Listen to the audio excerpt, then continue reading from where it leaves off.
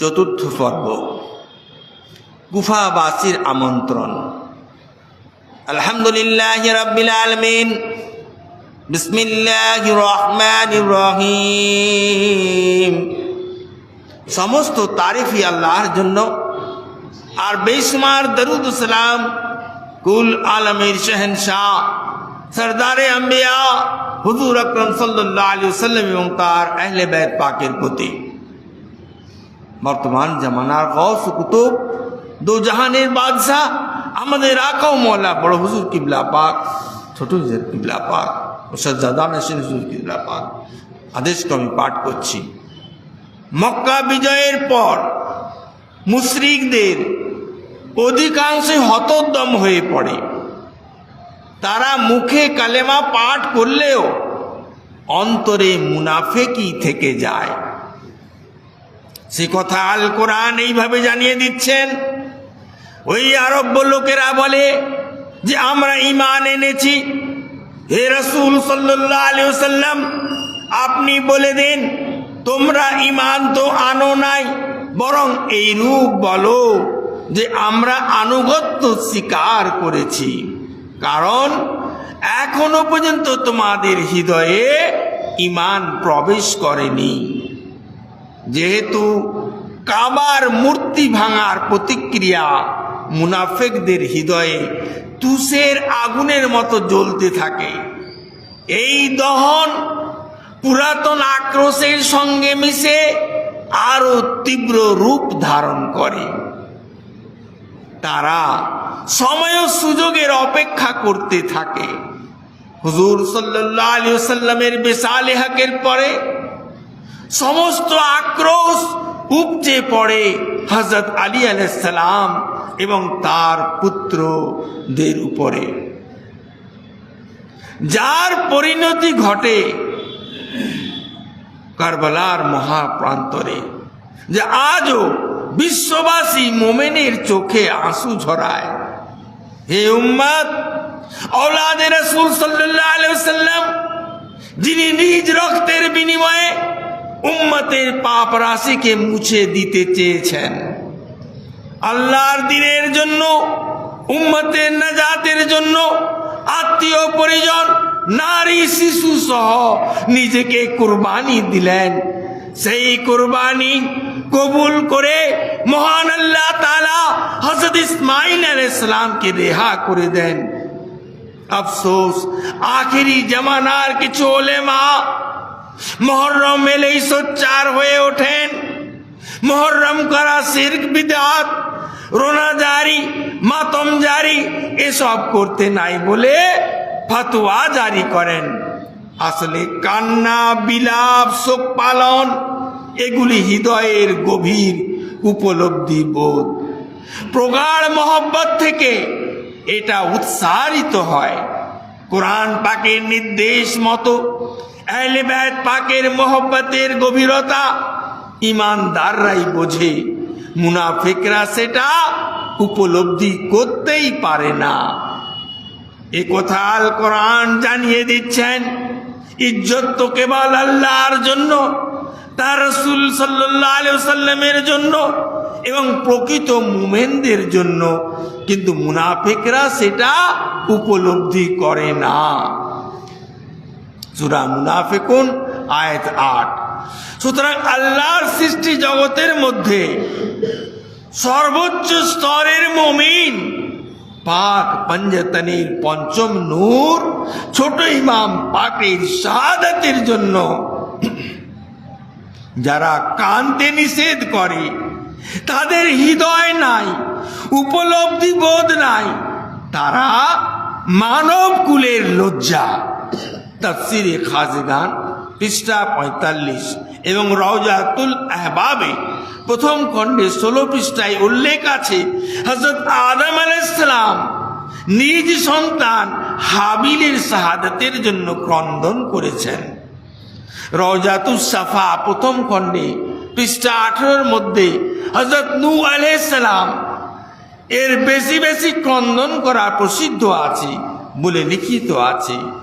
কিতাব মিরাজুন নবুওয়াত রুকুন 1 পৃষ্ঠা 135 মধ্যে বর্ণিত রয়েছে, হযরত ইব্রাহিম আলাইহিস সালাম 6 পুত্র কোরবানির মুহূর্তে এত বেশি ক্রন্দন করেছিলেন যে আসমান, জমিন, পাহাড়, আরশ, কুরসি এবং ফেরেশতারাও কেঁদেছিলেন।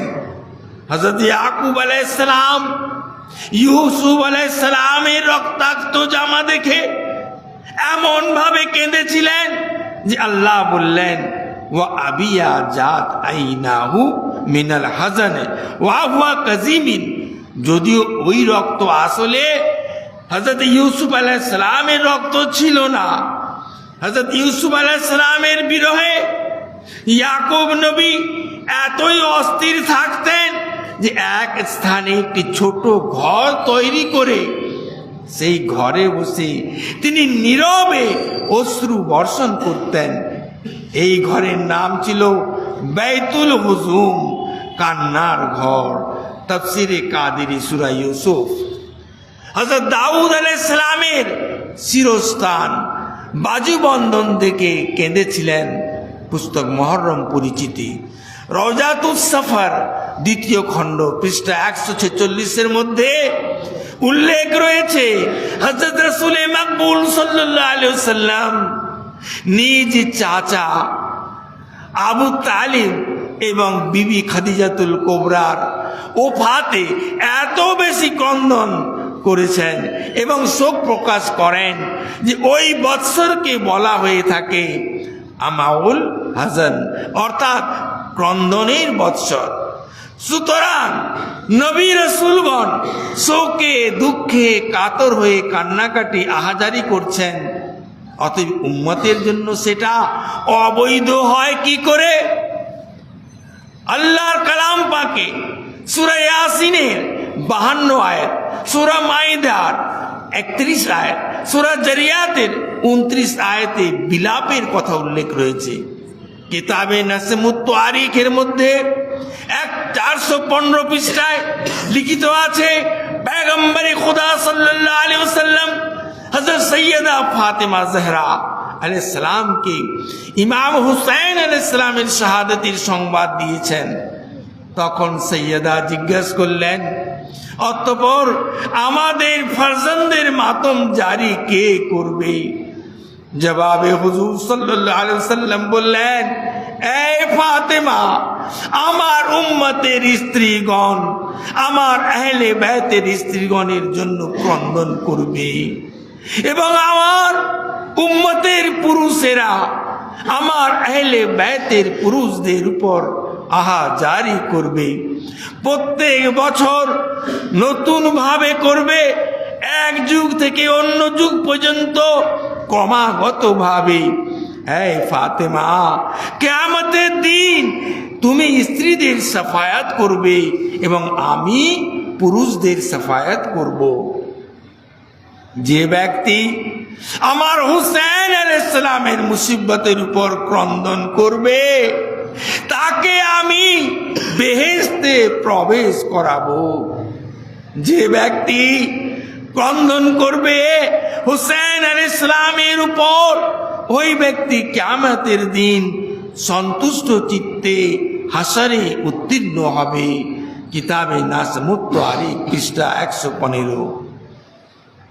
এত সব দলিল থাকা সত্ত্বেও কান্নাকাটি, বিলাপ করা, মুহররম পালন করা সম্পূর্ণ অবৈধ, এ কথা মুনাফিক ছাড়া কেউ বলতে পারে কি? এ বিষয়ে উম্মতের সাবধান ও সংশোধন হওয়া কি অবশ্য কর্তব্য নয়?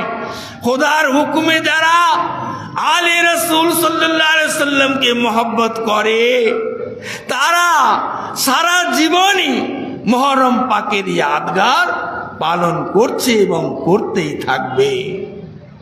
আল্লাহ রাসূলের নির্বাচিত মওলা আলী আলাইহিস সালামের বিশাল হকের পর ক্ষমতা দখলের পথকে নিষ্কণ্টক করার জন্য মুয়াবিয়া কেবলই ষড়যন্ত্রের পর ষড়যন্ত্র চালিয়ে গেছে। কিতাবে মারউজুজ জাহাব মাসউদিতে উল্লেখ রয়েছে, বড় ইমাম পাককে ও মুয়াবিয়া গুপ্তভাবে জায়েদাকে দিয়ে বিষ পান করায়। তারিখে আবুল ফিদাতে বলা হয়েছে ওই বিষের কারণে হযরত ইমাম হুসাইন আলাইহিস সালামের জীবন অবসান হয়। এই সংবাদ শুনে মুয়াবিয়া খুশিতে ফেটে পড়ে। আহলে বাইতের এই দুশ্মন সম্পর্কে তারিখে আহমদীর 224 থেকে 29 পৃষ্ঠার মধ্যে উল্লেখ রয়েছে যে মুয়াবিয়া নিজে মসজিদের মিম্বরে দাঁড়িয়ে হযরত আলী আলাইহিস সালামকে গালাগালি করে এবং সর্বত্র নিজের গভর্নরদের লিখে পাঠায় তারা যেন নিজের নিজের মসজিদের মিম্বরের উপর দাঁড়িয়ে হযরত আলী আলাইহিস সালামকে গালাগালি করে। খুবই আক্ষেপের বিষয় যে ইতিহাসের এই সমস্ত দলিল থাকা সত্ত্বেও এক শ্রেণীর মুসলমান তাকে হযরত মুয়াবিয়া বলতে লজ্জা বোধ করে না। ইতিহাস মন্থন করলে দেখা যায় উমাইয়া বংশধারা ছিল আল্লাহ রাসূল সাল্লাল্লাহু আলাইহি ওয়াসাল্লাম এবং ইসলামের চিরশত্রু। মুয়াবিয়া ছিল তাদের মধ্যে অন্যতম। তার চরিত্রের বৈশিষ্ট্য হলো কার্যসিদ্ধির জন্য অবাধ গণহত্যা, হাদিস বোর্ড গঠন করে সত্য হাদিসকে পরিবর্তন করা, হুজুর সাল্লাল্লাহু আলাইহি ওয়াসাল্লামের নির্দেশ থেকে মানুষকে পথভ্রষ্ট করা, সত্য ইতিহাসকে চেপে দিয়ে বিকৃত ইতিহাসকে মানুষের উপর চাপিয়ে দেওয়া। ফল কথা এমন কোনো কুকীর্তি নাই যা সে জীবনে করেনি। যেমন উমাইয়া আমলে নবী সাল্লাল্লাহু আলাইহি সাল্লামের দ্বারা নির্বাচিত মওলা হযরত আলী আলাইহিস সালামকে জুমার খুতবা পাঠের সময় গালাগালি দেওয়ার কথা মুয়াবিয়াই চালু করেছিল। এই কাজটি উমাইয়ার আমলে 84 বছরেরও অধিক সময় প্রচলিত ছিল। এই মুয়াবিয়ায় ইসলামী আইনকে পদদলিত করে অঙ্গীকার ভঙ্গ করে আপন পুত্র ইয়াজিদকে ক্ষমতাসীন করে। উমাইয়াদের নৃশংস অত্যাচার এর ষড়যন্ত্র এবং নিষ্ঠুরতার ইতিহাস আপনারা শুনছেন। 60 হিজরির তে মুয়াবিয়ার মৃত্যুর পর এজিদি রাজত্বকালে কুফাবাসীরা ক্রমাগত হযরত ইমাম হুসাইন আলাইহিস সালামকে কুফা গমনের জন্য অনুরোধ জানিয়ে আসছিল। তাদের পক্ষ থেকে সুলাইমান বিন সুরাদ খুজাইয়ের নেতৃত্বে আল মুসাইব বিন নাজাবা, রিফায়া বিন সাদ্দাদ, হাবিব বিন আল মুহাজির প্রমুখ বহু বিশিষ্ট ব্যক্তিবর্গের স্বাক্ষরিত পত্র দিয়ে জানানো হয় যে আমাদের পরিচালনার জন্য কোনো উপযুক্ত ইমাম নাই। আমাদের দৃঢ় বিশ্বাস আপনার মাধ্যমেই আল্লাহ তাআলা আমাদেরকে সঠিক পথে পরিচালনা করবেন। পত্র লেখা হলো তথাকথিত মুয়াবিয়া ইসলামের সুমহান নীতিকে পদদলিত করে তার দুশ্চরিত্র ধর্মদ্রোহী পুত্রকে এজিদকে মুসলমানদের খলিফা নিযুক্ত করে রাজশক্তির অপব্যবহার করে। ছলে বলে কৌশলে এজিদের নামে বাইয়াত গ্রহণ করছিল, কিন্তু ইমানদার মুসলমানেরা তার হাতে বাইয়াত গ্রহণ করেনি। আপনি সর্বাপেক্ষা যোগ্যতম ব্যক্তি এই কারণে যে আপনি রাসূল সাল্লাল্লাহু আলাইহি সাল্লামের বংশধর। মুয়াবিয়ার ষড়যন্ত্রের ফলে ইয়াজিদ মুসলিম সাম্রাজ্যের সিংহাসন দখল করে নিজেকে খলিফা বলে দাবি করেছে। এমনকি ইয়াজিদ ধৃষ্টতাপূর্বক মুসলিম জাতির ইমামের নিকটও বাইয়াতের দাবি করেছে। আমরা আপনার ভক্ত। আপনার পিতা হযরত আলী মুর্তজা আলাইহিস সালাম এবং আপনার অগ্রজ ইমাম হাসান আলাইহিস সালামের আমরা ভক্ত। সুতরাং কি প্রকারে আমরা এজিদের এই প্রকার দাম্ভিকতা সহ্য করতে পারি? যে স্থানে আপনার দেহের এক বিন্দু ঘাম পড়বে, সে স্থানে আপনার ভক্ত শিয়ারা নিজেদের শরীরের রক্ত বইয়ে দিতে প্রস্তুত। হে হযরত, আমরা আপনার শুভাগমনের অপেক্ষায় রয়েছি। আপনি অনুগ্রহপূর্বক আগমন করলে আমরা সকলে আপনার পবিত্র হাতে বাইয়াত গ্রহণ করে জীবন ধন্য করব। আমরা কোরআন শরীফ হাতে নিয়ে এবং আল্লাহ রাসূল সাল্লাল্লাহু আলাইহি ওয়াসাল্লামকে সামনে উপস্থিত দেনে প্রতিজ্ঞা করছি যে আমরা আপনার জন্য যুদ্ধ করব, প্রাণ দেব, কিন্তু এজিদের বশ্যতা স্বীকার করব না। আমরা একমত হয়ে দস্তখত করে এই পত্র আপনার নিকট পাঠালাম। আপনি কাল বিলম্ব না করে কুফায় চলে আসবেন। আমরা আপনার আগমনের আশায় পথ চেয়ে রইলাম। কুফাবাসী শিয়ারা 3 মাসের মধ্যে অনুরূপ 150 পত্র হযরত ইমাম পাকের নিকট পাঠিয়েছিল। এমনকি কয়েকবার প্রতিনিধিও পাঠিয়েছিল। শেষ পত্রটি নিয়ে এসেছিলেন কুফার 2 জন অত্যন্ত বিশ্বস্ত ব্যক্তি, হাসান বিন হানিয়াসারি ও সৈয়দ বিন আব্দুল্লাহ আল হানাফি। এভাবে ক্রমাগত পত্র পাওয়ার পর হযরত ইমাম হুসাইন আলাইহিস সালাম আপন কর্তব্য বিষয়ে চিন্তা করতে লাগলেন। ইমাম পাকের মনের অবস্থা বুঝতে পেরে হযরত আব্দুল্লাহ বিন আব্বাস রাদিয়াল্লাহু তাআলা আনহু বললেন, হে ইবনে রাসূল সাল্লাল্লাহু আলাইহি ওয়াসাল্লাম, আমার মতে কুফাবাসীদের বিশ্বাস করা কোনো মতেই উচিত হবে না। ওরা চঞ্চল প্রকৃতি এবং বিশ্বাসঘাতক। তবুও যদি ওই সমস্ত বিশ্বাসঘাতকদের উক্তিটি আপনার আস্থা জন্মিয়ে থাকে, তাহলে আপনার কোন বিশ্বাসী আত্মীয়কে প্রথমে কুফায় পাঠিয়ে দিন।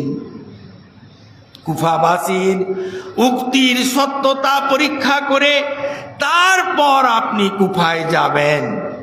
হযরত আব্দুল্লাহর পরামর্শ ইমাম পাক গ্রহণ করলেন। শেষ পর্যন্ত কুফাবাসীদের উৎসাহ সম্পর্কে নিশ্চিত হয়ে তার চাচাতো ভাই হযরত মুসলিম বিন আকিলকে কুফায় দূত হিসাবে পাঠাতে মনস্থ করেন। এই মর্মে মুসলিমকে পরামর্শ দিলেন যে যদি তারা তোমার হাতে আমার নামে বাইয়াত গ্রহণ করে, আদর যত্ন করে, তাহলে তুমি আমাকে পত্র লিখবে, আমি সেই মতো কুফায় গমন করব। ঐতিহাসিক বর্ণনা মতে হযরত মুসলিম তার 2টি শিশুপুত্র মুহাম্মদ এবং ইব্রাহিমকে সঙ্গে নিয়ে কুফার পথে অগ্রসর হন। কুফায় পৌঁছে তিনি সেখানকার বিশিষ্ট ব্যক্তি মুখতার বিন আবিদার বাড়িতে আশ্রয় গ্রহণ করেন। তার আগমনের সংবাদ পেয়ে কুফাবাসীরা দলে দলে এসে তার সঙ্গে সাক্ষাৎ করতে থাকে। হযরত মুসলিম উমর বিন সায়েদের হাতে ইমাম পাকের একখানা পত্র তুলে দেন।